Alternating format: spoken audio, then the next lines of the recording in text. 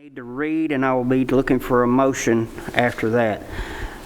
This meeting of the Rutherford County Public Works is being conducted electronically pursuant to the Governor Bill Lee's Executive Order 16. I would ask for a motion that conducting the meeting electronically is necessary to protect public health, safety, and welfare in light of COVID virus. So moved. Have a motion and need a second. Please call the roll. Commissioner P. Yes. Commissioner Dodd. Yes. Commissioner Harris. Yes. Commissioner Sereno. Yes. Commissioner Blair. Yes. Chairman Cush. Yes. Commissioner Piercy. Yes. Our first order of business tonight will be to approve the minutes. Mr. Chairman, I've reviewed the June 2nd meeting minutes and find them to be in order, and without objection, I move for their approval. Could we have a second? Second. Please call the roll. Commissioner Dodd. Yes. Commissioner Harris. Yes. Commissioner P. Yes. Commissioner Sereno. Yes. Commissioner Blair. Yes. Chairman Cush. Yes. Vice Chair Piercy. Yes. Our second item tonight will be the Highway Department, and I believe they are with us on Zoom. Mr. Brooks? Good afternoon. Can you hear me? We can hear you. Okay. I have a couple things for your consideration tonight. I'll have to take them one at a time. Both of these were approved by the road board yesterday morning, and one of them has been to budget yesterday evening, but we'll get into that in just a second. We'll start with the speed limit on Armstrong Valley Road. We are we're going to lower the speed limit on the entire segment of Armstrong Valley Road to 40 miles an hour. And like I said, that was approved at the board meeting yesterday morning, and it was reviewed by the Sheriff's Department, and that is also their recommendation.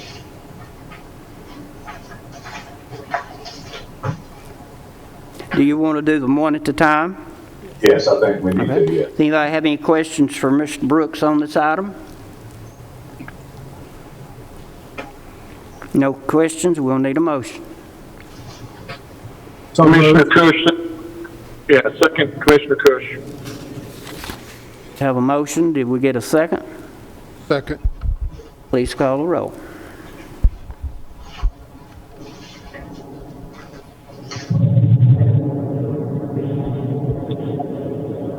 Commissioner Blair. Yes. Commissioner Harris. Yes. Commissioner P. Yes. Commissioner Dodd. Yes. Commissioner Sereno. Yes. Chairman Cush. Yes. Vice Chair Piercy. Yes. Back to you, Mr. Brooks. Okay, the next thing is what I talked about, what I mentioned earlier, that we presented that budget last night, and it is a kind of a housekeeping thing where last year we moved money from our fund ending balance into our revenue stream to start the work on the roads in and around the Plainview area for the new school. And this money that we're going to move back out of our fund balance, of course, at the end of our fiscal year, all that money went into our fund balance. Now we have to move it back into our revenue stream so we can continue to pay the bills out there. And that's what this budget amendment that you should have is representing. We didn't add anything to it. This is just the remainder of the money that we moved in there last year. We're just moving it back. Okay, thank you. Does anybody have any questions for Mr. Brooks on this? Mr. Chairman. Harris? Mr. Brooks, how are we doing on our budget for this project? Are we looking like we're going to be in the parameters, or it's look like it's going to go over? Well, I would like to tell you that we're far enough along that I can give you an accurate answer to that. I'm going to, what I've seen so far, I believe we are on track.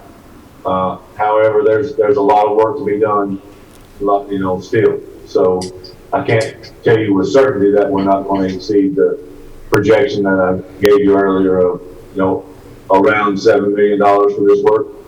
But, hopefully that's still the case. I can tell you that, and you can see that as well. Of the $3 million that we moved last year, we've used about 1.1 of that to this point. So we're moving 1.9 back into the revenue stream. Mr. Chairman. Yes, Mr. P. Of course, we reviewed this last night in budget, and basically this is funds that the commission had already approved, and it just wasn't spent last year. And he's just asking that to be moved back into his line items. Like you said, it's basically a bookkeeping cleanup. Having said that, I'll make a motion to approve this. Do we have a second? Second. We have a motion and a second. Please call the roll. Commissioner Harris, Yes. Commissioner Sherino, Yes. Commissioner Blair, Yes. Commissioner P, Yes. Commissioner Dodd, Yes. Chairman Cush, Yes. Vice Chair Piercy. Yes. Our next item on the agenda will be the Building Codes Department.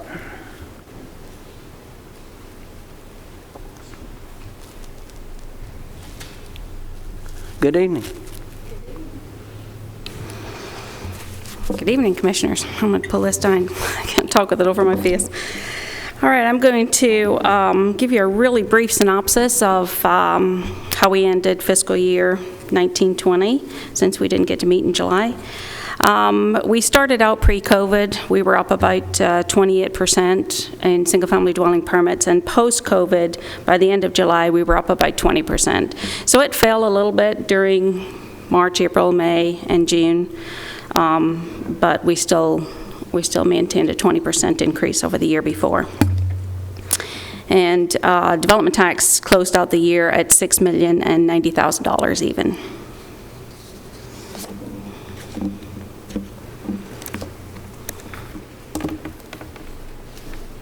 Does that conclude your report?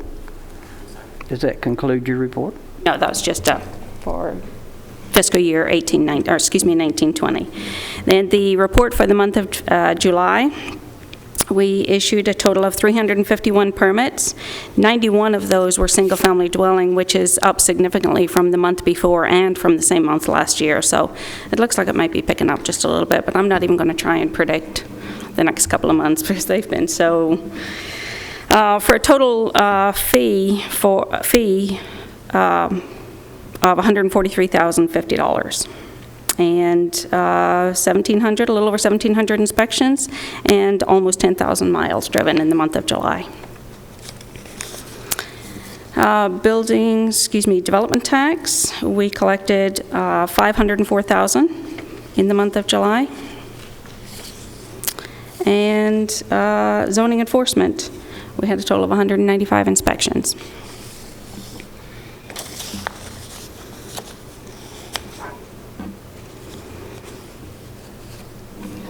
Does it appear that we're having any slowdown in our building? We did over, like I said, March, April, May, and June, but July picked back up again. We did more permits, single-family dwelling permits, and overall permits last month than we have all year, and the same month the year before. So yes, it did pick up a little. Does anyone have any questions?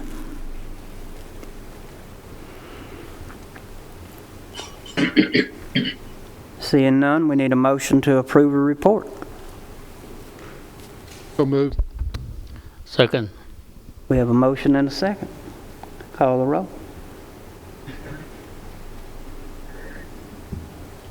Did you have anything else? I had one more thing. If you're not going to take a vote on it? No? Yeah, I'm going to have call. Commissioner P, Yes. Commissioner Dodd, Yes.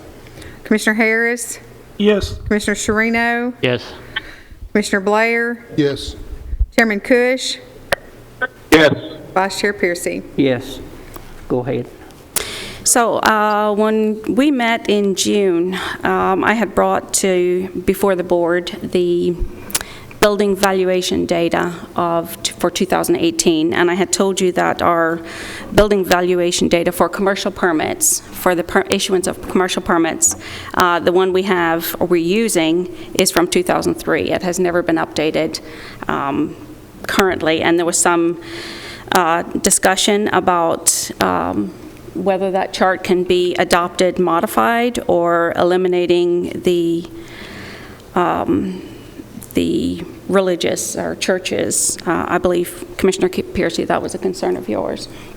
So I did talk to, Commissioner Cush had said that he was going to get in touch with the attorney, and I talked to Nick today and asked him if they had discussed it, and he said they had not yet.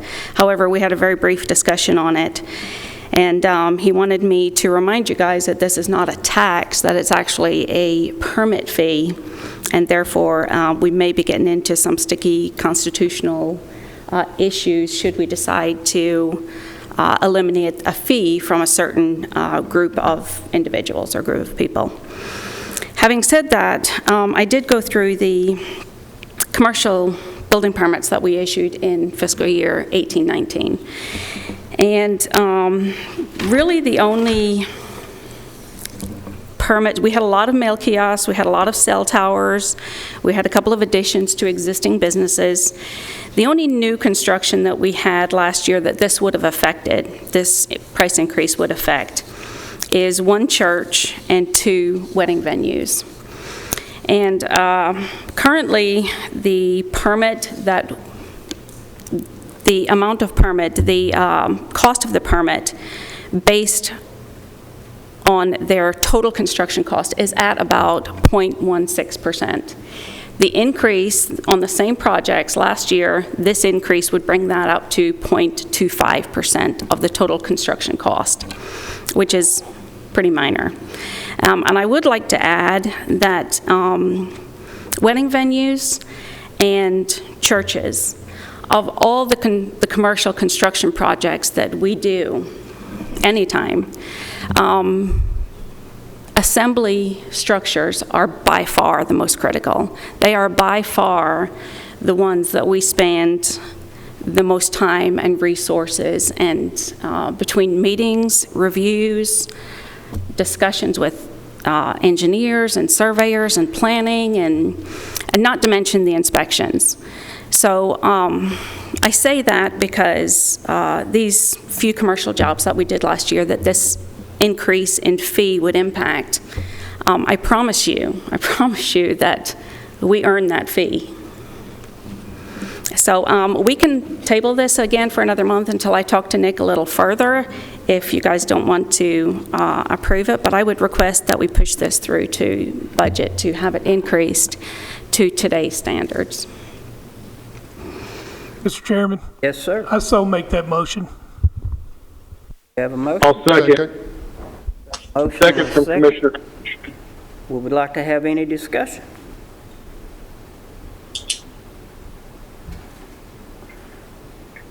I've got one thing to add to this. I don't really see how you can combine a venue and a house of worship together, because I own a venue and I really can't see the resemblance there.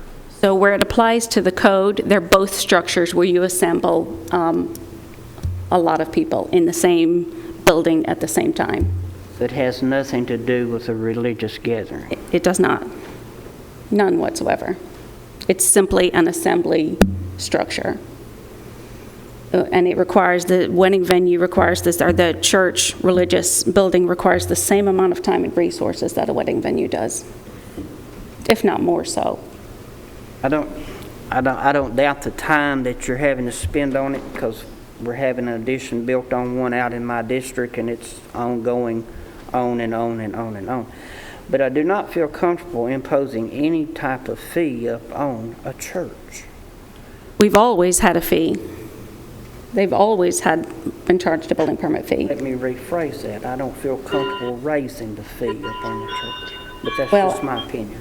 And if you'd like, I can discuss that a little further with Nick. Like I said, I was on the phone with him today for something else, and I asked him about it, and he just said, it's a fee, it's not a tax, and when you get into fees, it's hard to, you get into a touchy area when you try to, I don't want to use the discriminate, but when you try to waive a fee for a certain group of individuals.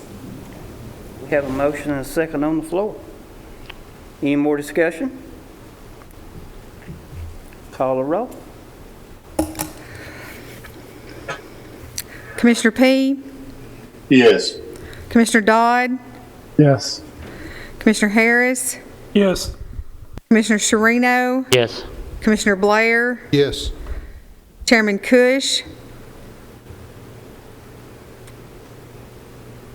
Chairman Cush, Yes. Did you hear me? Yes. yes, I got you that time, thank you. Vice Chair Piercy, No. thank you. Thank you. Thank you for your report. Next item on the agenda is the Planning and Engineering Department. Mr. Damasi?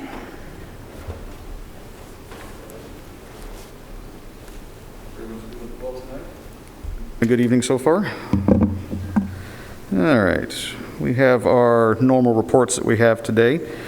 First is the available lot inventory. On your iPads, or if you're at home on your SharePoint, you'll see that I put 2 months worth of reports in here. For the month of June, we were down for available lots to about 893, which compared from a year ago actually is down from 912. And if you look at this past month, July, you'll notice that's gone down even a little bit more. We're down to 840 available lots right now. And again, as opposed to this time last year, fairly significantly, about 140 so lots, which was 983 at this point last year. Kind of dovetailing along with what Tanya was saying about the building report. The permits have remained fairly steady. We have seen a slowdown.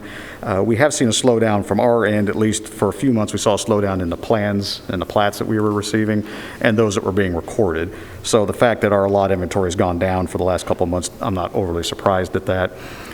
It has picked up over the last couple submittals. We have had more to look at and more plans to review. I imagine that the subdivisions, as far as the larger sections that are out there, will continue making their way through and be recorded. Actually, we have recorded a few over the last month, so that is reflected in here. But COVID has slowed us down, but at the same time, like I said, and Tanya has mentioned that we still were fairly steady when it came to development, just in general. Does anybody have any questions on either of those two reports? If not, then I will go ahead and jump into the rezoning report. We have 5 rezoning hearings for you to consider at next week's Board of Commissioner meeting. We did have 6 public hearings at the Planning Commission this past month. However, one of those has to go back through Planning Commission. They made some changes to what they were asking for. So rather than bring it to the Board of Commissioners, that more appropriate would go back through the Planning Commission. The applicant, of course, is aware of this, and we're going to be considering that at Monday's Planning Commission meeting. But the applications before you tonight, the first is for some property at Morgan Road, which is off toward Eagleville in the Rockville area.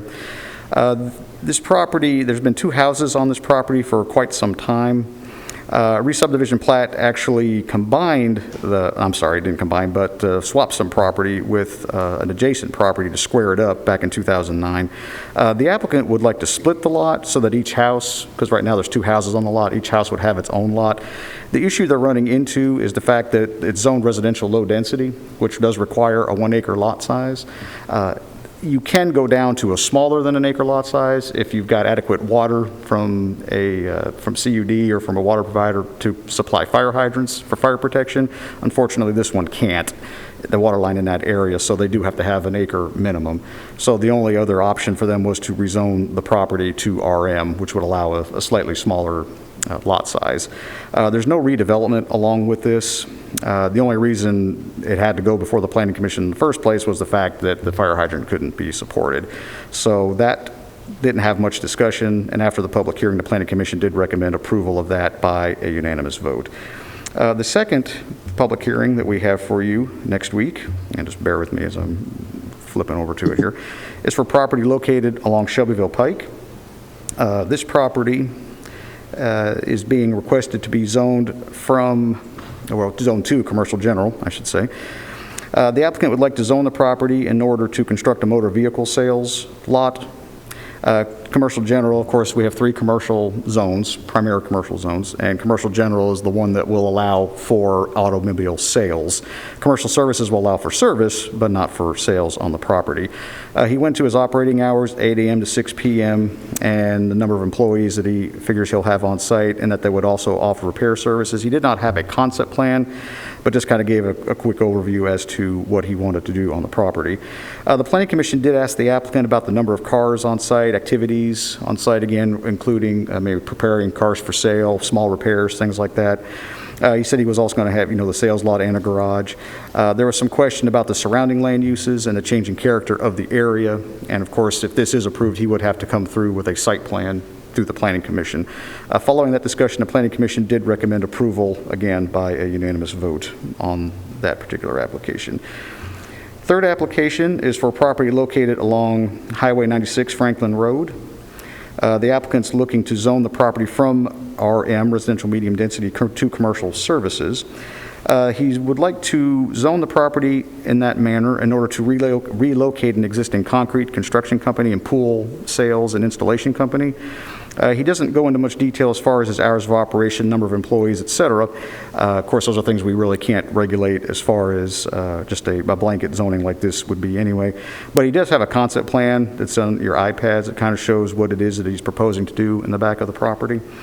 The Planning Commission has considered several applications in this area. It's kind of over the years just become kind of like a little bit of a commercial node out in there, as you can see on the zoning map that's on the property. It's right there's a AR zone property. It's agricultural residential. There's an event venue on that, and there's several smaller businesses right adjacent to the east of the property. A portion of the property directly to the east was actually rezoned just within the last year or so. The Planning Commission did ask if staff had received any calls. We did answer some informational calls on this, but nobody in opposition of anything. Again, I think people realize that this has kind of become a little bit of a commercial node over the years. But following that, the Planning Commission again did recommend approval, and again by a unanimous vote. Just incidentally, I think all the applications that were considered at that meeting were unanimous, so I won't say that every single time.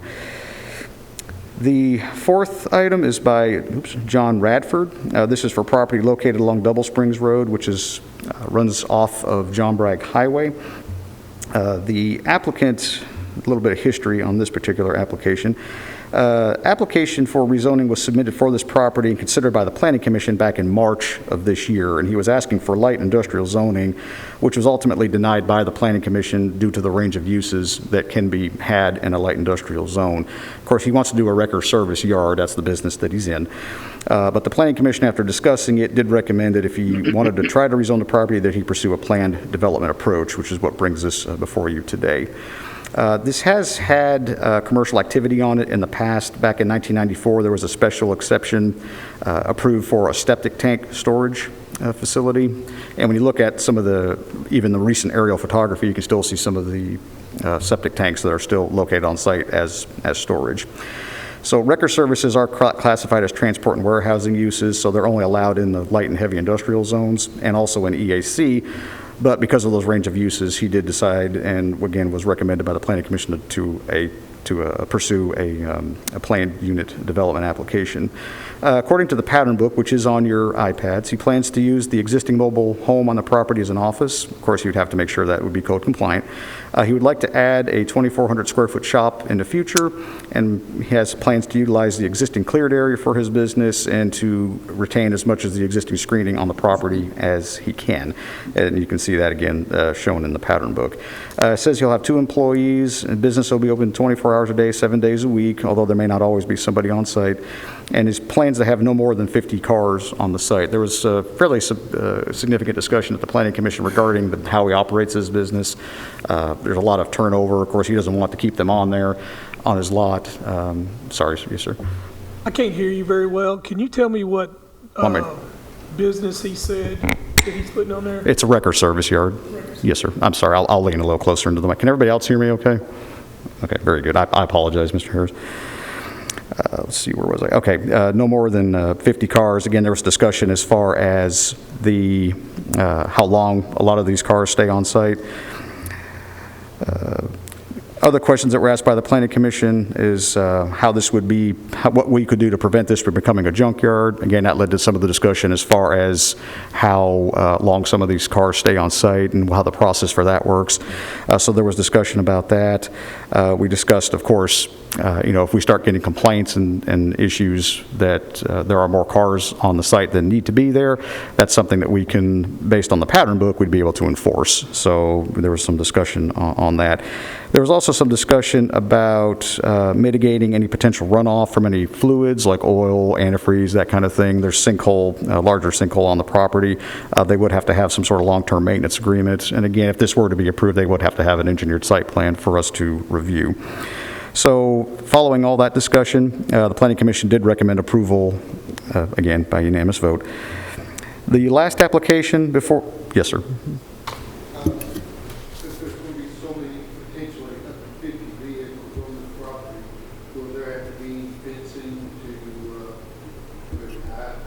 Yeah, if you look at the pattern book, it's actually, he's going to keep a lot of the existing landscaping, and the cleared area is actually a fairly a large amount off the road, far off the road. You probably won't be able to see it just driving by, but yeah, there would be security measures involved. The last application is a PUD amendment. This is for an existing planned development, which is called Rucker Landing, which is located right off of Rucker Road. You turn off of 231 Shelbyville Pike, and before you get to the railroad track, those first big curves, that railroad track's on the right, it'd be on the right-hand side. This development was actually approved, again, called Rucker Landing, back in 2018, as well as preliminary plan for the Planning Commission was approved at their September 24, 2018 meeting.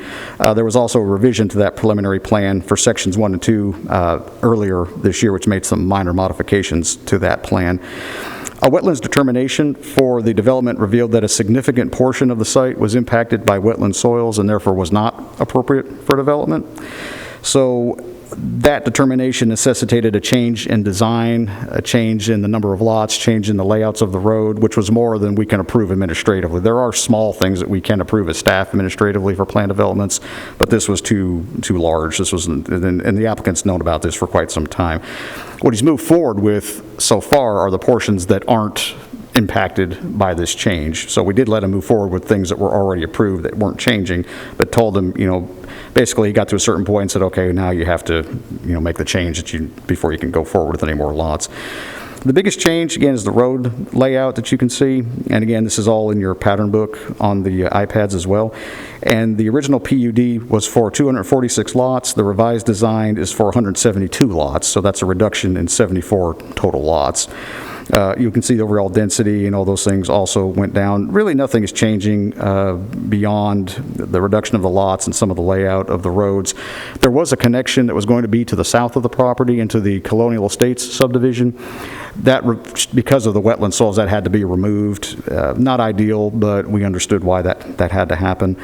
As far as lot sizes, everything it pretty much is the same. There are a few, when you look at the pattern book, there are some that are slightly smaller than the average 7,200 square foot lot. They're called alternate interior lots, and those were due to having to make sure that they weren't going to be impacting any of the wetland soils on the property, so they had to make those just a little bit smaller for the buffer areas for that. There was some discussion on the traffic improvements. at the intersection of Rucker Road and Shelbyville Pike. Staff stated at the time that traffic light is planned for that intersection, and that plans have been approved and sent to TDOT for their review, so there is one coming at that intersection.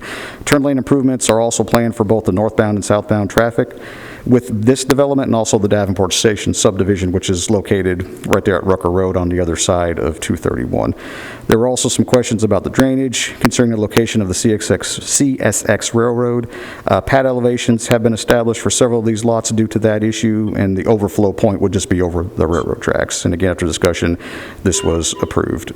So those are the 5 public hearings coming before you next week, and I'll be happy to answer any questions. Does anyone have any questions for Mr. DeMasi?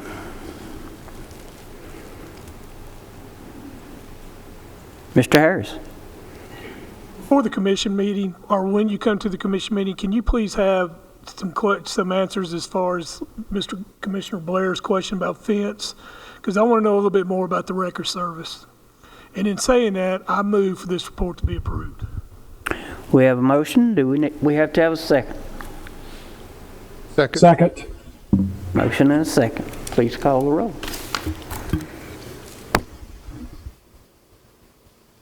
Commissioner P., Yes. Commissioner Dodd, Yes. Commissioner Harris, Yes.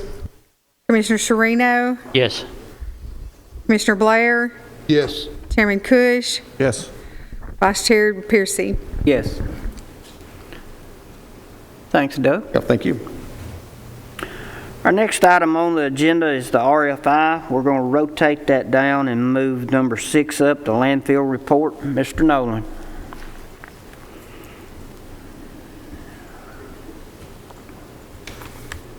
Do you like that, Mr. Park? Do you like that, Mr. Park? Yeah. Okay. Oh, I thought my dad was here. I looked around. Good evening. How are y'all? As you can see, the landfill has not been super busy as far as activity inside the landfill and debris coming in, but we are still doing a lot of dirt moving and rock moving and stuff like that. We've had some leachate outbreak issues that we're trying to work on as well. The second and third pages gives you the amount of trash that comes in and the tires. Now what you're seeing on these tires are the ones that actually come across the scale at the landfill. They're not the ones that are leaving the dealerships going direct.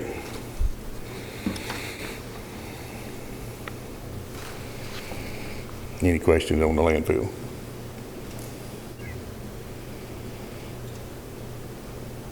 Carry on.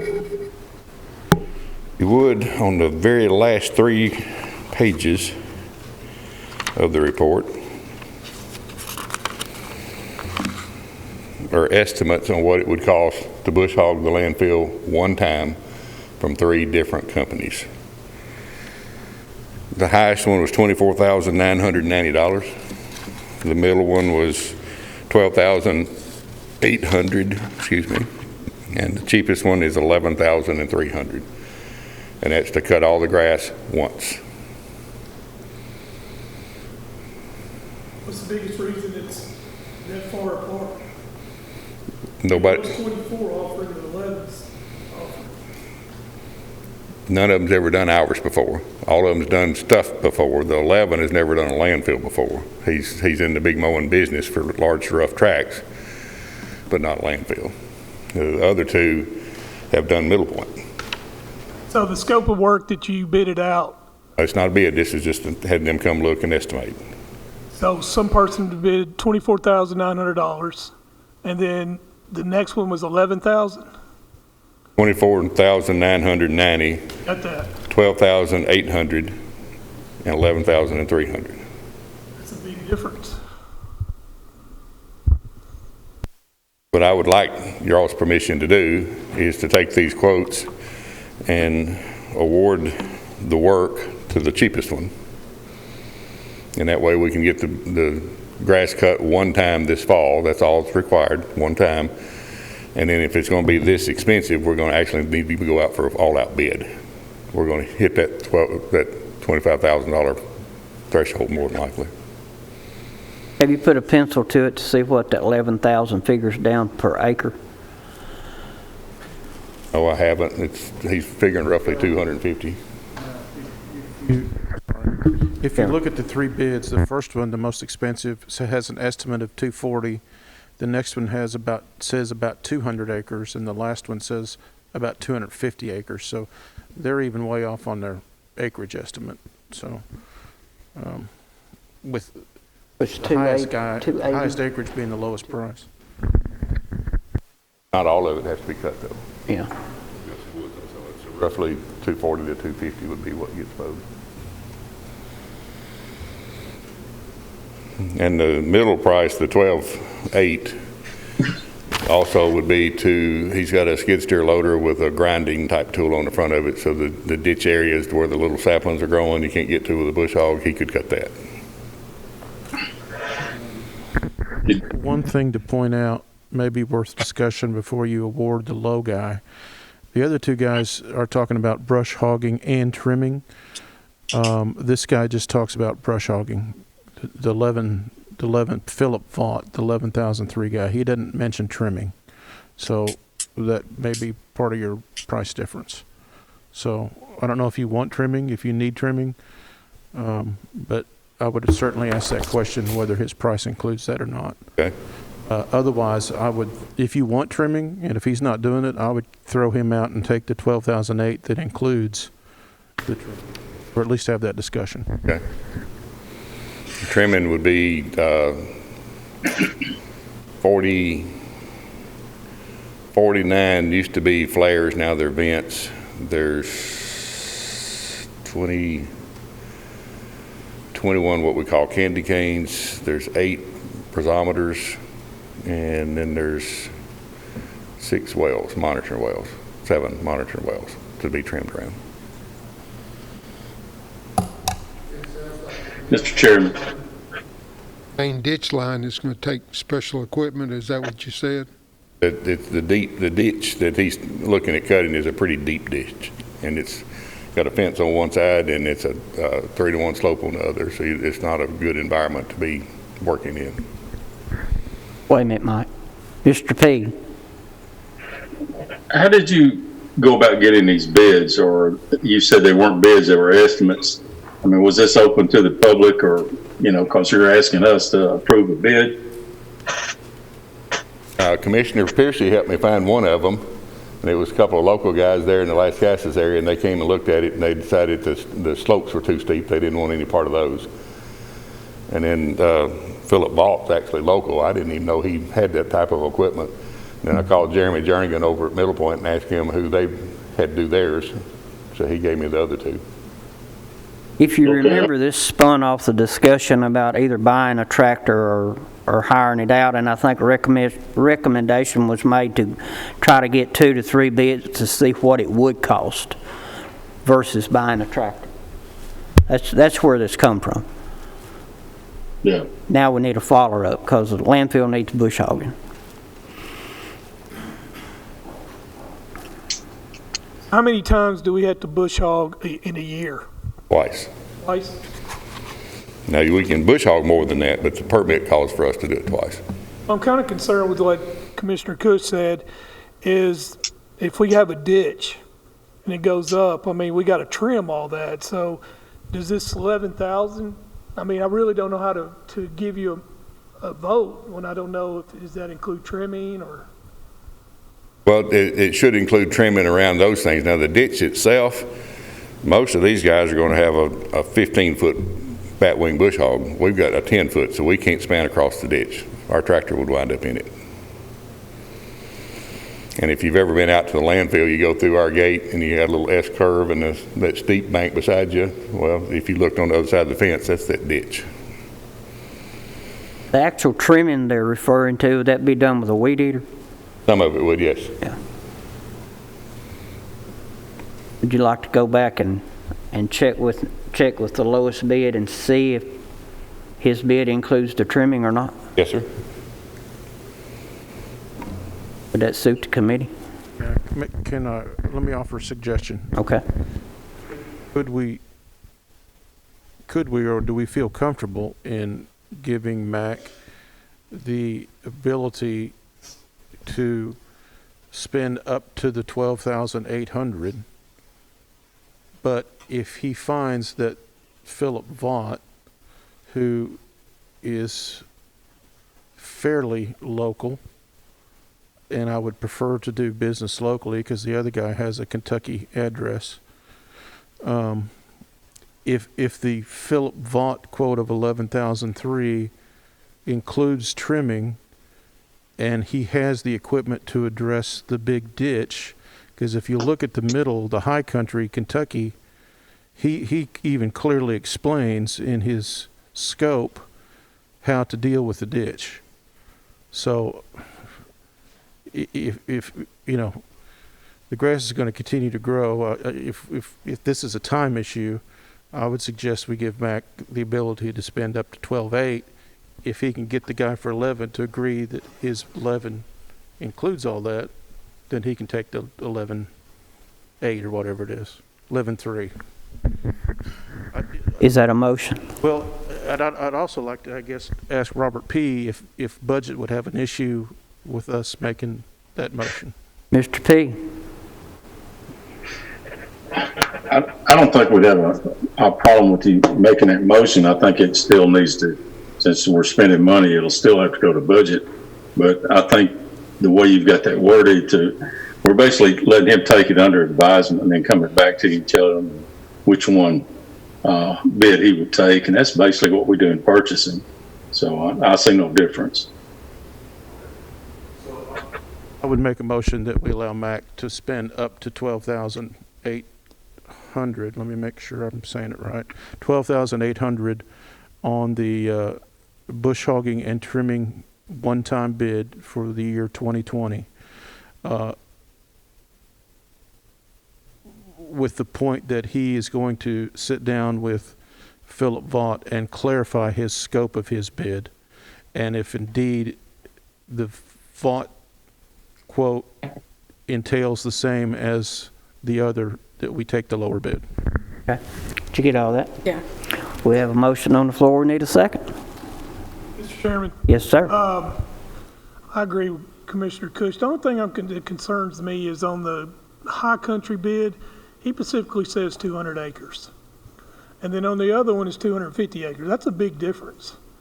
So, I mean, my question is $12,800. Obviously, if we add 50 more acres, it's going to be a whole lot more. So I agree with him. I think we need to be more specific. Instead of him just saying we're going to bush hog it, tell us exactly what he's going to do, so we know that we don't have any surprises, once he starts and then you had to come back and do an amendment. Is that okay? Yeah.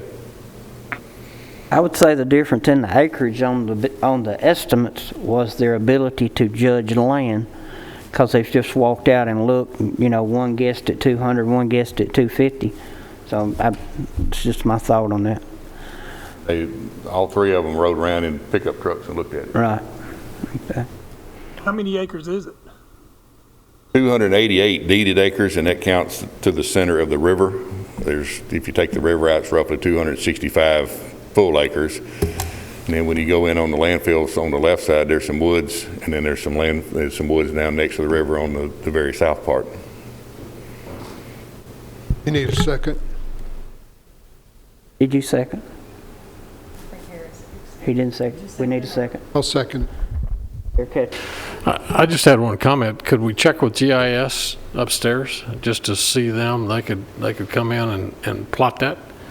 I mean, they went in when we found that body, the sheriff's department, and they got it down to the square feet of where they were able to locate that body and tell them to move over. They should be able to plot it and basically come up with a fairly close estimate of what acreage would be, and then you be fair to all of them, say here's Plotted actual permitted part of the landfill, 72.5 acres, that's where they came up with that. Now the total property, we've never asked them to do the whole thing. I mean, that's why we have that department. I don't know why we couldn't ask them to do that for us.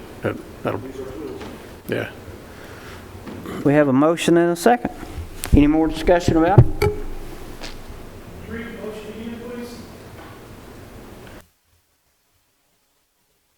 I can't read it. I don't have it. Read the motion, please. To give Matt the option to use the $12,000 $800 after he finds out for sure the scope of work from the $11,300.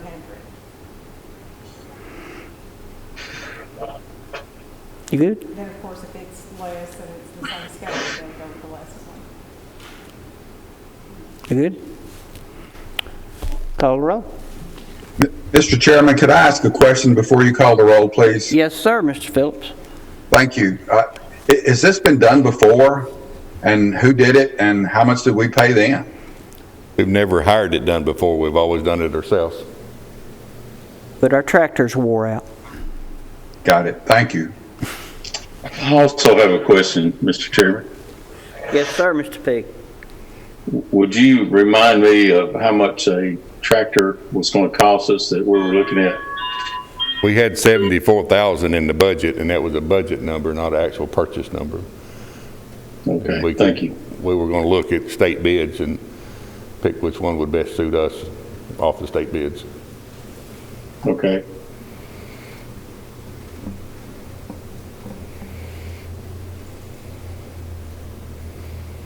Are we ready to vote? Call the roll. Commissioner P? Yes. Commissioner Dodd? Yes. Commissioner Harris? Yes. Commissioner Sherino? Yes. Commissioner Blair? Yes. Chairman Cush? Yes. Vice Chair Piercy? Yes. We also need a motion to approve Mr. Nolan's report. Out of the two together. So moved. Call the roll. Okay.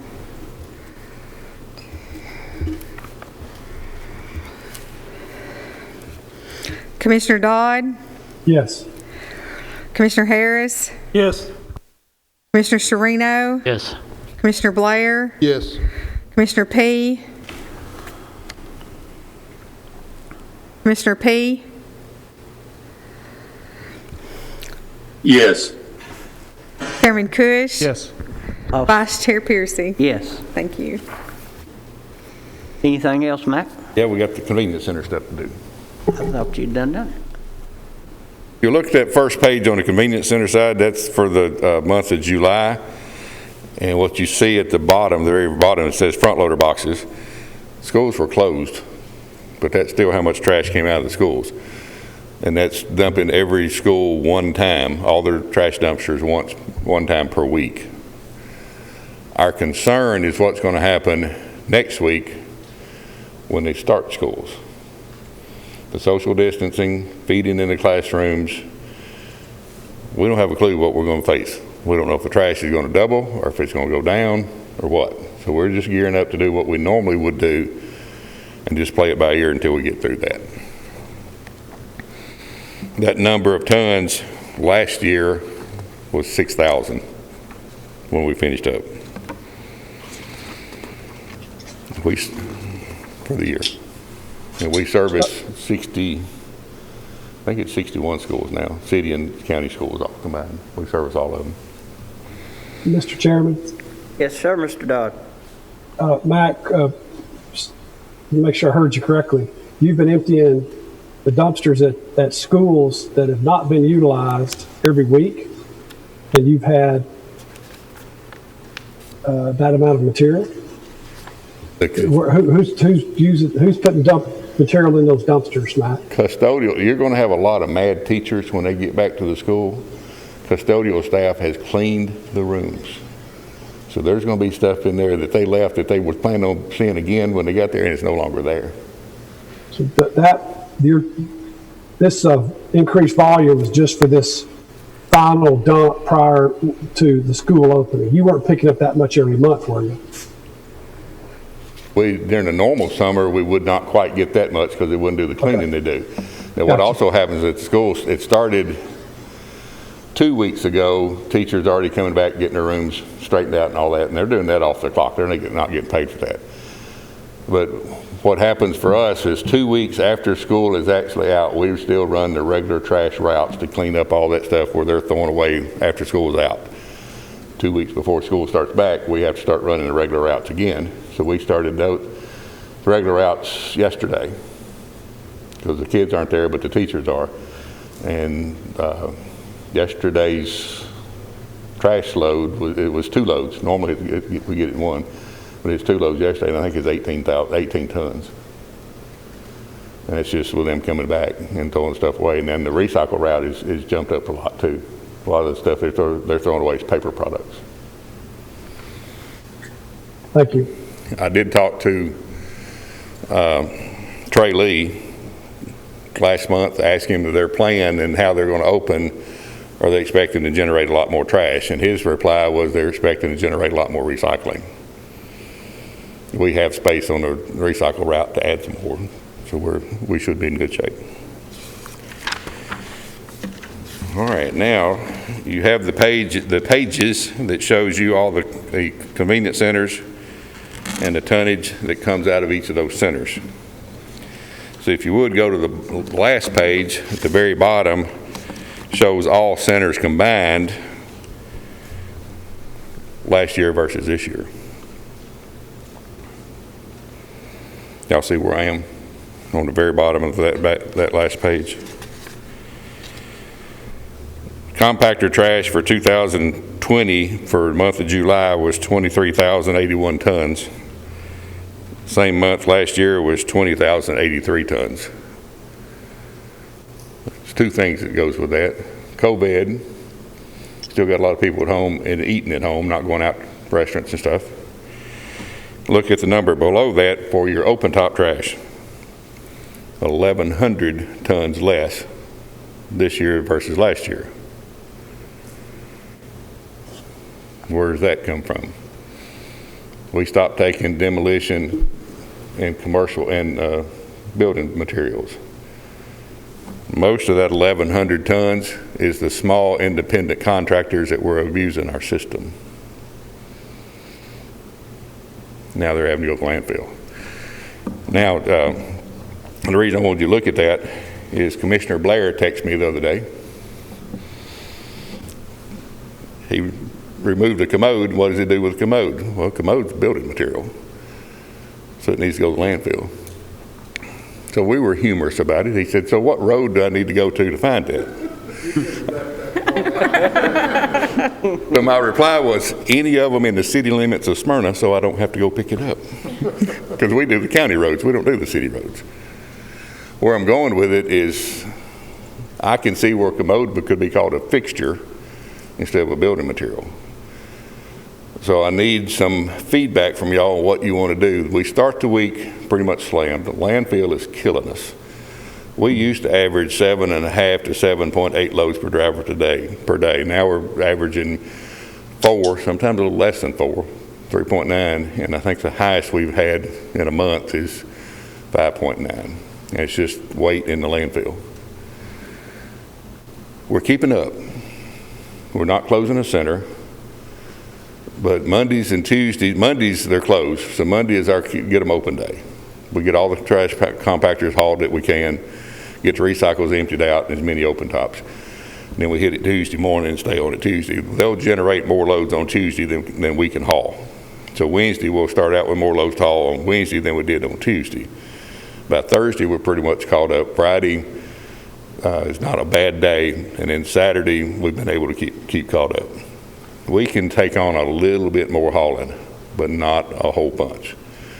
So what I'm trying to let you know is we can't go back to taking all that building material.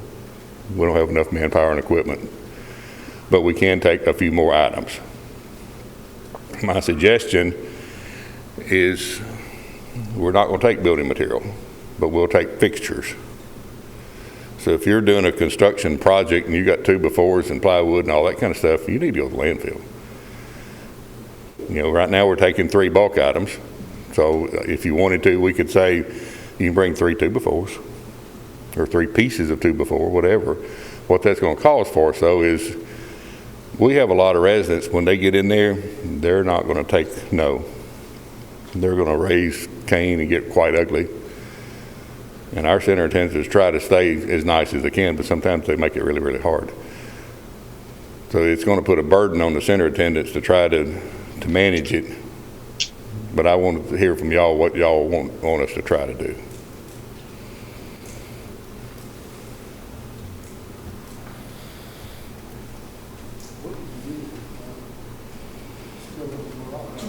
You can go to Middle Point and pay for it. Yeah, for a pickup truck. Mr. Chairman, Yes, Mr. P. yeah, I can't hear people talking, they're not using their mics, so I didn't hear that last question, but, so I may repeat the same question again. One thing people don't know, if you haven't used the service to take something to the landfill, other than our landfill, it's $25 for a pickup truck. So that kind of gives people an idea of what it's going to cost them, because a lot of people don't know, and I just wanted to get that out there. It also depends on how much is in that pickup. That pickup truck could be as much as $100. I was told 25 when I took a load by per truck. So they didn't stipulate it'd be more. But I'm sure you know, so. They don't have to take it up on the landfill anymore either. There's boxes down close to the road they can put that in. A lot of that's going to depend on how big a load you have. If you've got a pickup truck load of 2x4s and stuff, they're more than likely going to send you to the top. If you pull in there, if you pull in there in one toilet, they'll send you over to the open docks, just like we were going to our convenience center. $25. May not be that much. I mean, if that's all you have. I mean, yeah, that would be it. So I'm fine with that, and I think that's reasonable. A lot of people are not. Sunday morning, I got a text from a driver, and as soon as I looked at the picture, it was our gate at our landfill, and a lot of debris. Yeah, so the drivers only had 4 of them that were working Sunday. One of them called in sick.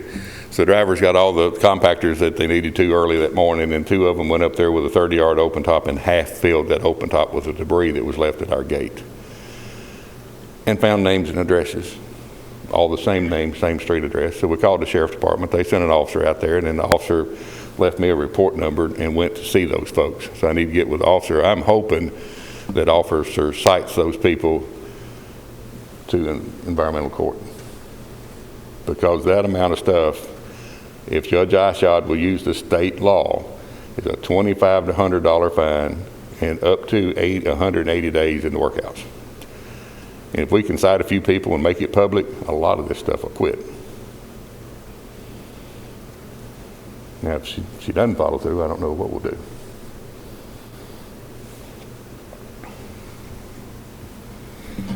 Does anybody have any questions, any answers for Mr. Nolan's question on what he can do or what we want him to do on his items to take?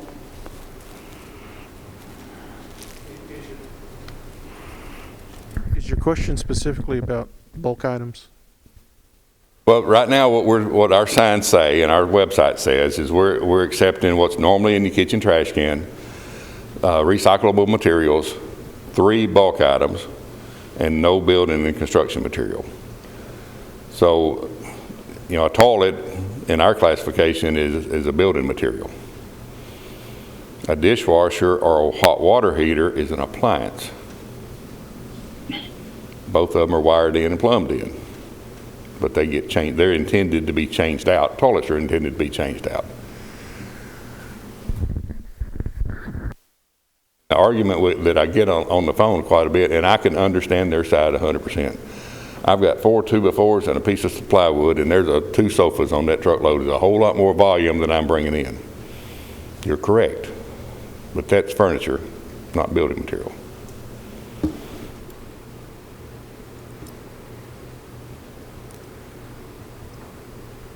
Is there a service that we're aware of that would maybe kind of like the contractors for hire through for the town of Smyrna and the city of Laverne and Eagleville that might pick this up and, charge a fee and then, dump it all with one fee at the landfill? Is there anybody like that we're aware of? Not that I'm aware of. You've got Junk Be Gone, Dumpsters Unlimited, Eagle Disposal, some of the privately owned smaller companies here in town. They'll put a roll-off container, small roll-off container, and then Junk Be Gone also runs some box trucks. They may do just what you're asking. I don't know. I've not talked with them. Mac, are there not any places that recycle the wood, the 2x4s, plywood? Not here in this county. Okay. Mayor Ketchum? Mac, you want to share with the members of the committee what the workhouse did this past week out on Elam Road? Then that illegal dump site that's out on Betty Ann Dempsey, used to be Elam's property. I think they picked up maybe 4 tons last week. 4 tons of trash. By hand. By hand. Now, this is inmates picking up 4 tons of trash by hand. Elam Road is a 1 mile long road and it's gravel. Goes between Rucker and, I can't make the name on the other end. Called the, Tommy Harris is our litter crew guy. He's been with us for 9 years. And Tommy called me while I was out there with him. And he said, they're getting off of the right of way. And we're not supposed to get inmates off the right of way. I said, well, I don't know how wide the right of way is. He said, well, the right of way should be to the trees. I said, okay, sounds reasonable to me. So I called Derek Manning, Highway Department. What's the right of way there? I said, is it to the trees? Oh, no. He said, it should be a 30-foot right of way, so it would go past those trees, but not really sure how far. So we'd always picked up just to the trees, so they picked up the rest of what we had not been picking up for all those years and got that cleaned up. Now the hard part is going to keep it clean. You know, it's things like that. If we can get the environmental court to start doing some stuff for us, that could help us a whole lot. And they spent almost 2 days on that, wasn't it? Yeah, yesterday at the workhouse board meeting, they passed the pictures around, and Superintendent Culp told his guys to go ahead and cross over the fence because they were throwing TVs, and it was just, they said it was unbelievable how much trash was actually dumped out there. And they drove by the next day after they got it cleaned up, and there was more trash. So it's just seems to be a place where they keep on coming back. Yeah, we even talked about putting trail cams out there. And through the litter grant, TDOT will pay or reimburse for trail cams if we put sponsored by TDOT. It's just a sticker that you put on it, and they'll pay for it. Most of other counties that I've spoken with, they put trail cams out and they get stolen. So if we can figure out how to put it out to where they can't reach it, the mayor suggests you put it up real high so they can't climb that high. Put it on the deer stand, angle it down, do something. But it's got to stop, because if we don't start, like you say, if we don't start the word getting out that they've got a ticket, that we're going to have to go to environmental court, then as our population grows, so is the illegal dumping. Any of you watched the school board meeting last Thursday? Was that when it was? I did.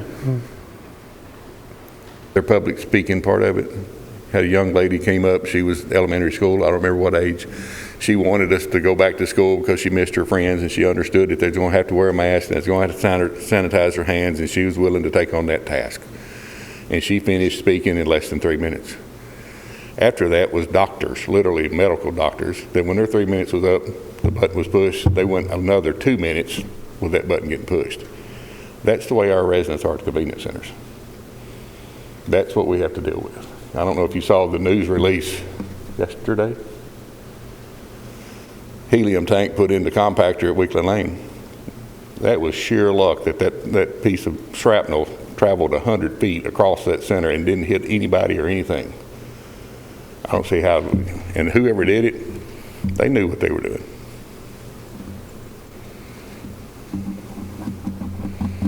All right, we'll wait on the building materials and instructions a little bit right now. Mr. Chairman, could I ask a question again, please? This is Jeff Phillips. Yes, sir, go ahead. Mac, I'm not a member of this committee, a normal member of this committee, but wouldn't it be easier for the committee to make a decision if you came back with a recommendation instead of just throwing some stuff out and letting the committee try to make a decision? Wouldn't it make more sense for you to come with a recommendation? This is what I recommend, and let the committee act on that? Yes, sir. Yes, sir. That is an easy way to do it. I just want to get them involved in it.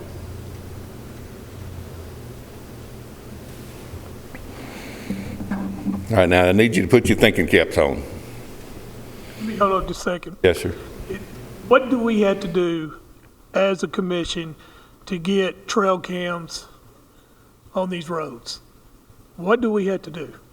I mean, I know we're talking about it. You said something about TDOT. Tell me what specifically we got to do, or can you come back next month with an answer to that question? We would have to find out which type of first we'd have to get with TDOT and see how much they're willing to spend on different types of cameras and stay within their parameters so we could get reimbursed through the litter grant. And then you would get them ordered, and at the end of that month, we'd send in those receipts. They'd reimburse us for them, and then we'd have to get them installed. To do what the mayor was asking to do, you'd either need to do a boom type truck, bucket type truck, or a long ladder type situation to get the cameras high enough to do what you want. I mean, I want to do this.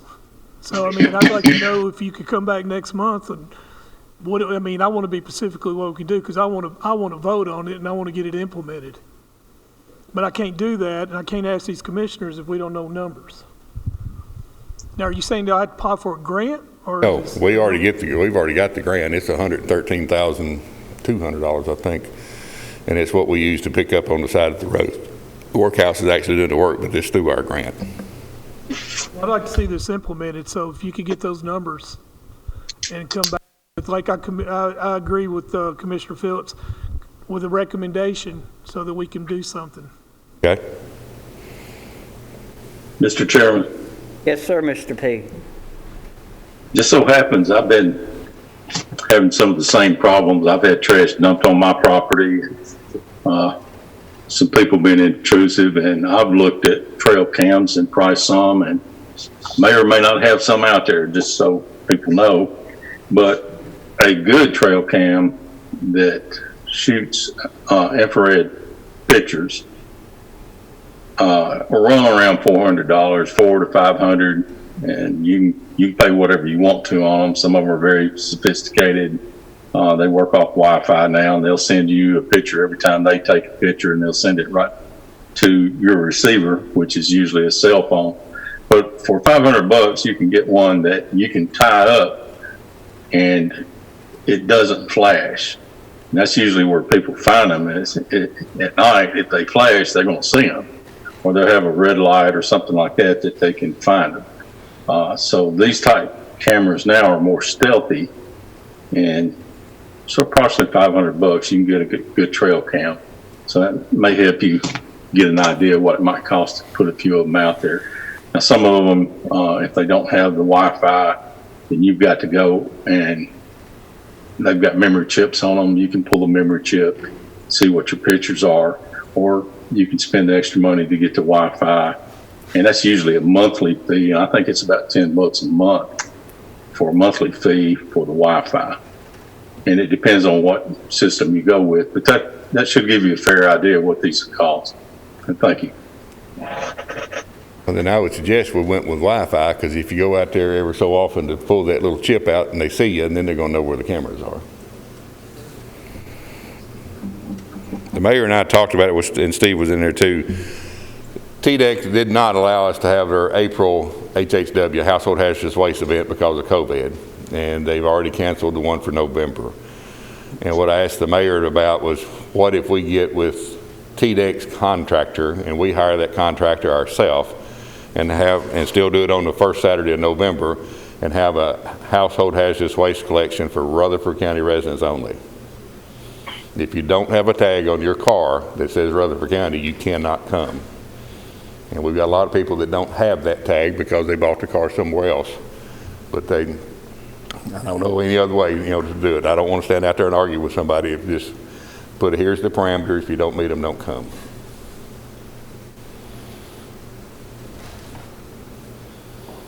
What I'd like to do is get permission to get the price and come back with you next month to let you know per pound what it's going to cost. We won't know the full dollar amount. We can deck to do it for us the last few times.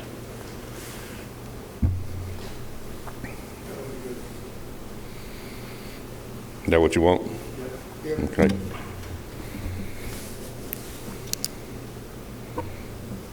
Any other questions?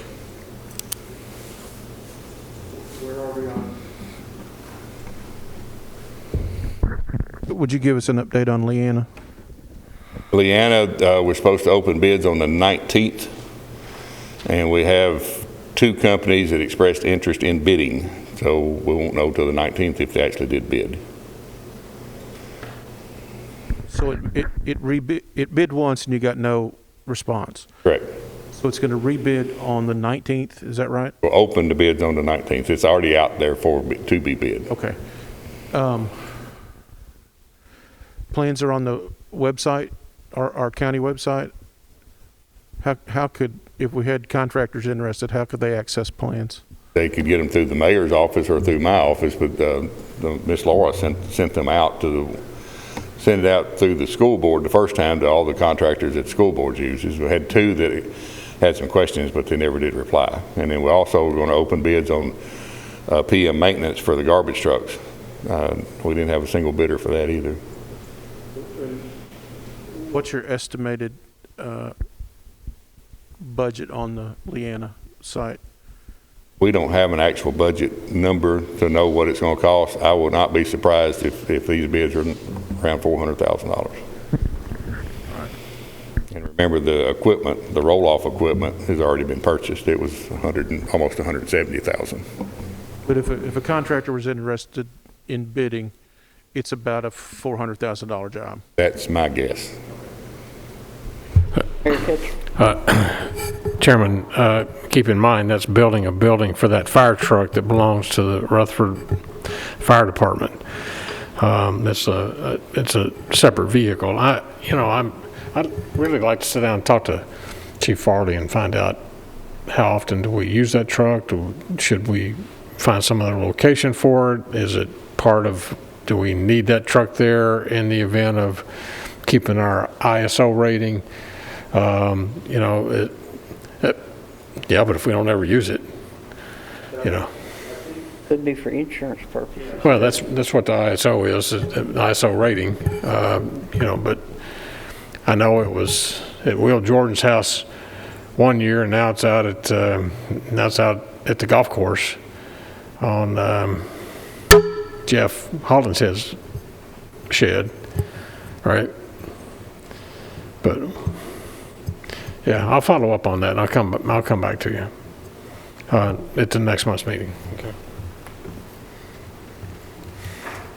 Walter Hill got estimate today $1,740 something to put the gate in, and it's about a 2-week time frame before they can get that done. We've got the signs ordered to go out on Jefferson Pike and at the entrance. I'll have to get with TDOT to see if they're actually going to put those up. If they're not, see if the highway department can, because they've got the right post and drivers and all that kind of stuff. So hopefully near the end of this month, we'll be able to turn that center backwards. Good deal. Any more questions for Mr. Nolan? We need to approve his convenience center report now. We need a motion. Second. We need a second. Second. Please call the roll.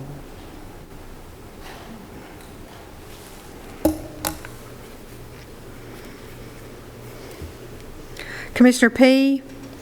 Yes. Commissioner Dodd? Yes. Commissioner Harris? Yes. Commissioner Sherino? Yes.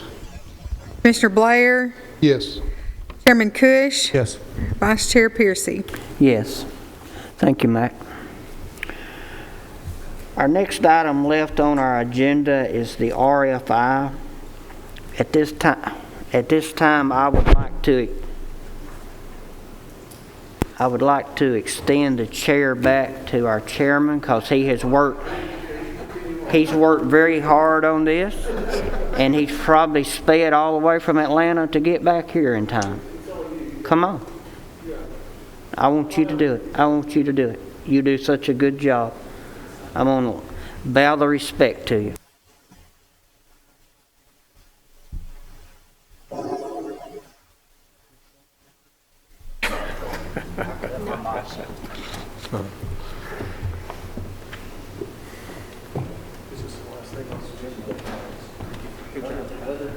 Okay.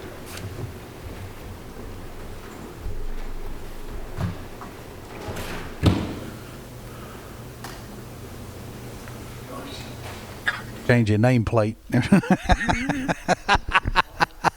You want to stay? Mike's off.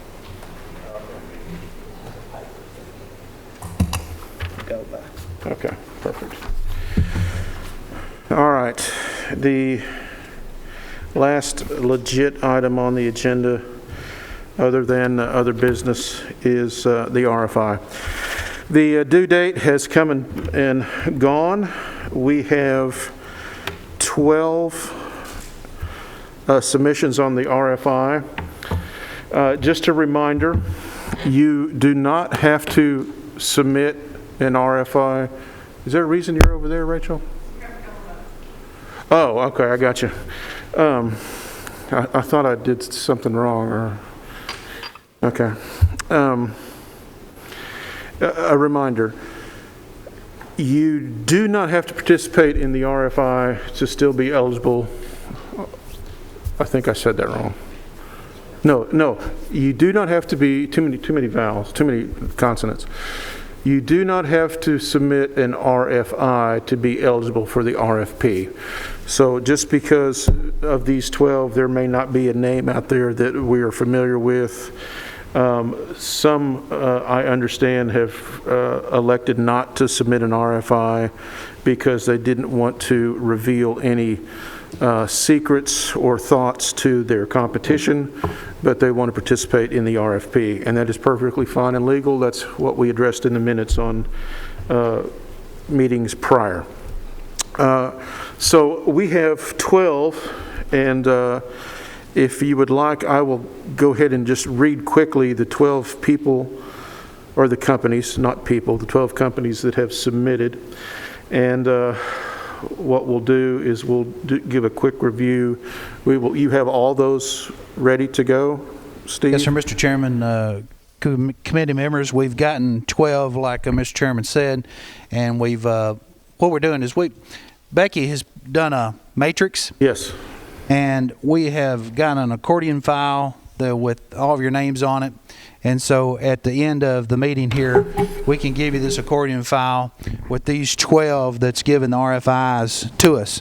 And so what we're going to do is we're going to they're supposed to send 11 copies, and that's enough for the committee members as well as the mayor and Becky and Mac and myself to digest this stuff in the next upcoming weeks. So that's what our plan was tonight, is to open these in the committee meeting. That's what we've said, and then we're going to get these files to you so you can go through those and have some nice reading for tonight to help you fall asleep maybe. Yep. And come back then tomorrow night with some plans and however you want to address it from there. All Becky, right. if you want to kind of go through the matrix of what this is, and then we'll just actually announce which one we've gotten, which one we received, and what date, just kind of keep everybody on the up and up of when we received it. And what we've done is we started out with the first one that we received July the 28th, and it's GREIF, Griff, I guess? Greif. I knew I'd mispronounced that. And so we go from there all the way down through 12, and we'll announce those with whatever they've sent us. Evidently, it looks like a thumb drive in this one, so I don't know if it's 11 thumb drives or maybe some files, but we'll go through each one of them, Mr. Chairman, if that's what you want to do. Yeah, that would be fine. And Becky has broken the spreadsheet down into basically 6 columns. And the headings of those columns are community education, collection, processing, transportation, disposal, and landfill. So what we are going to be doing as a group over the next few days or tomorrow, we're going to be then defining these different technologies as they fall into those various columns. Some will obviously be multiple columns that they're going to fulfill or request to be labeled in those technologies. So that's how we're going to do that, and then we will review their material. And let's be clear too about, we talked about interviews, live or virtual. Some of these names that we know of and have knowledge of their capabilities from a grand standpoint, a lot of these companies are North American companies and do work all over the country. We may elect not to have an interview with those folks and just automatically give them a stamp to move on to an RFI because we know their history. They may have presented to us before in 2020 or 2019. So it may not mean that we have to interview all 12 of these. I'm just throwing that out there. That could be our decision as we start to go through these and read some of the script in these RFIs. So, Steve, I guess I'll just leave it up to you if however your process wants to be there. Well, we've put the first one in there that we announced, and then also this next one was Dynamic Life Cycle Innovations, which we're doing business with them now. They're picking up our electronics or TVs and all that sort of stuff over on Haley Road. So they have applied. Okay. And then do we know what Greifer does, or we haven't got into that just yet?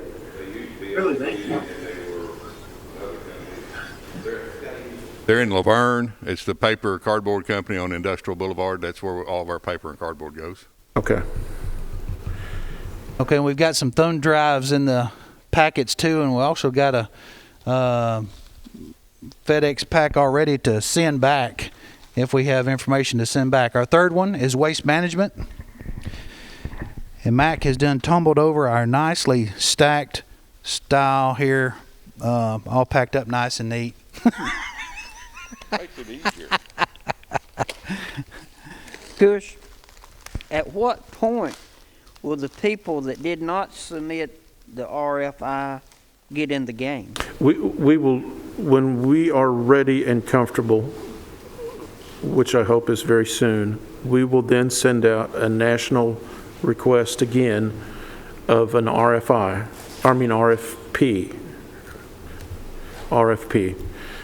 Those who want to jump on can jump on. That's when, as we've debated here for hours in the past, where things will get very specific. And when we have those meetings with those people, the questions will be very pointed, and that's when the rubber meets the road about capacity, what they're going to do, what the costs are going to be, what the expectations of the county participation may or may not be. And if they're just looking at one specific treatment train of the waste process, or if they're looking at multiple solutions, but getting back to your original question, it will be a national advertisement just like the RFI was. We're really not going to choose a prize cow out of this pile. We're going to wait till everybody submits. What we're doing here is we're going to likely eliminate those, pardon the phrase, fly-by-night folks, or folks that we don't think is a legitimate future for us, or the technology is not sound. If we want to eliminate those from the RFP, we can do that. If we want to let them all slide through, we can do that too, and chop the block a month or two from now. But the idea, let me just to clarify, the idea is if these 12 people happen to bring us an idea in that literature that we haven't thought of yet, or a combination of ideas we haven't thought about yet, this is a part of the discovery for us. For an even playing field, I think anyone that went to the trouble of asking for the RFI should stay until the RFP, because it doesn't seem to be fair to me that they would go to this trouble, and then someone who hasn't gone to this effort, they get to participate in the RFP. So I believe all 12 should stay if we want if we want to discount them at some point in time after the RFP, I think that would be the fair thing. Okay. Duly noted, and we'll have that discussion at some point in the very near future. Mayor, did you have something to say? Thank you, Mr. Chairman. I do. I just want to throw this out there for this committee as we go through this process, and we're beginning to look and boil down on the look a little closer, because this request for information we're requesting information from them and who they are, what kind of business model they have, what they want to suggest that we want to look at in RFP, and it's also an opportunity for them to ask questions of us. So it's incumbent upon me, now that the RFI is in, to represent this committee and the commission. I need to start reaching out to the different municipalities, City of Murfreesboro, Smyrna, Laverne, and Eagleville, and ask them, are they prepared to join us on a community-wide recycling, to engage in this process as we move forward community-wide.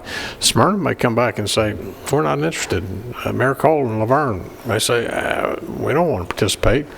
Okay, well then whoever we choose after the RFP to do business with, and they suggest that they want to implement recycling, curbside recycling, then Laverne's would be totally out, and whatever restrictions on trucks that travel in going to Middle Point or whatever else, they really need a seat at the table as the host county and the host municipalities, because they're all participating in our waste stream. Whether they decide, somebody in the RFP decides they want to, as you said,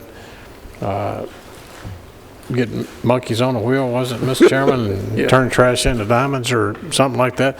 Whatever it may be, the rest of our entire community needs a seat at the table. And to say, we're not interested, we've got private sector companies coming in, waste management, pick up our trash, we don't want to participate. But I will, at your direction, Mr. Chairman, move forward at that point in time when we're ready. And Mr. Mayor, I have talked to both the town of Smyrna and the city of Laverne, and they do want to send representatives to be a part of this process. That's great. Good.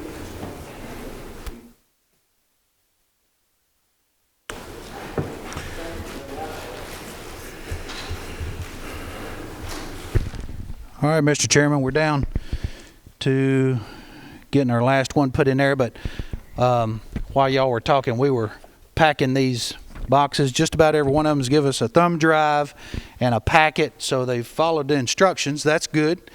Sometimes folks don't do that, but they looks like they did. So I don't know where we left off, but you only gave us two. Okay. GREIF was the first one. Right, and then the Dynamic Life Cycle Innovations was number 2. Number 3 was Waste Management. Okay. They turned it in the 31st of July. Rockwood Sustainable Solutions is also the July 31st. Waste Away was July 31st. MERU Oaks. I don't know, I'll mispronounce that, so that's July 31st. They would send us one. Pratt Recycling was Monday, our cutoff date, August the 3rd. Waste Alliance, August the 3rd, they turned it in. New Planet Energy, August the 3rd. The Compost Company, August the 3rd. Landfill Performance Solutions, August the 3rd. And then Republic, August the 3rd. So it should make our 12 that we've gotten.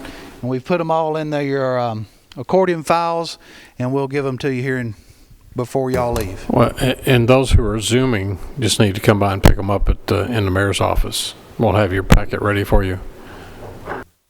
Okay.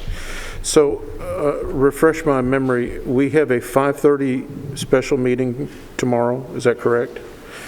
And at that point, is the vision to have studied these a little bit individually, and kind of tomorrow we'll be able to rank those 12 companies within this matrix column. Rebecca, is that your vision? Yes, it is. And this was actually a tool for you all to just remember or mark which category or which process each of the companies responded with, so that we could keep up with which company was with which process or which function. Some of these I have not heard of, and we'll read their information. We can all then decide whether we would like to send an invite. And I guess let me ask the committee now to be thinking. We don't have to vote on it now. We'll go through all the material. But, some of these that we know, we can extend an invitation to them to do a presentation. If they decline and want to wait for an RFP, I perfectly get that. We can extend an invitation to all these, whether it's a live or a virtual. And if they want to or elect not to do that, that's their choice. So that would just give us a chance to ask some questions and understand more about their business and their company. So, homework. Karen, are we going to look at 4 or all 12? I mean, are we? Because my question is, do we split it up? There's a lot of material in these things. Yeah. And I want to be able to know everything about them. So, would it be best if we just did 2 or 3 or 4? I mean, whatever. I just know I can't do 12 in my mind. I certainly can't. I'll be brutally honest. I can't do 12 in 24 hours. Would you like to just pick? Let's see. There's 12. You want to just pick the first? Can we do 3 or 4, Craig? What do you think? You guys think you can do 3 by tomorrow? Could you do 4 by tomorrow? You're happier with 3. I can see it in your face. I can do 3. Okay. I mean, I feel comfortable with 3. Okay. Let's do then. You all have this list, right? This 1 through 12. It's in your packet. It's in the packet. Okay. Well, for those that hey, write this down. GRIF, GREIF, Dynamic Life Cycle Innovations, Waste Management. We'll tackle those 3 tomorrow. GRIF, Dynamic Life Cycle Innovations, Waste Management.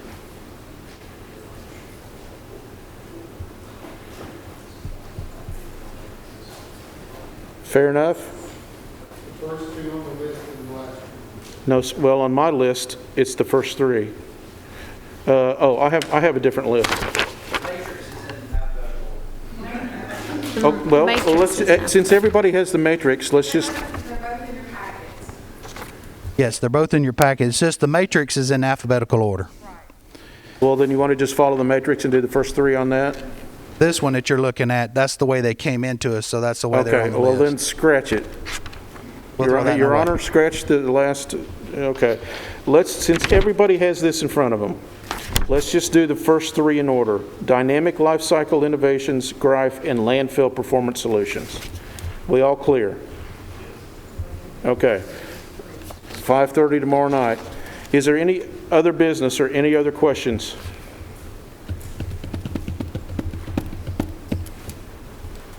Commissioner Serino. So, Mr. Chairman, we start from the first 3, right? These first 3 on this spreadsheet. Okay. Yep. So do your homework and read up about those. That information, according to Mr. Sandlin, is in here. If not, call him at home tonight and tell him. Thank you. Yes. Yeah. Yeah. Well, I mean, my grandmother said nothing ever good happens after midnight. I think she was right.